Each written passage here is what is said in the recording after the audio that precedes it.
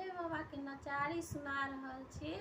पसंद आवे तो वीडियो के लाइक आ चैनल के सब्सक्राइब कर देवे। जे नया चैनल पर छी से वीडियो के लाइक आ चैनल के सब्सक्राइब कर देव जरूर से जरूर। जय भोलेनाथ।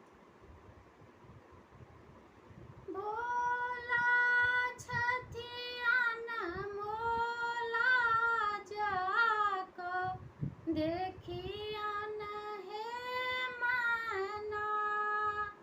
भोला छथियान मोला जाको देखियन हे माना।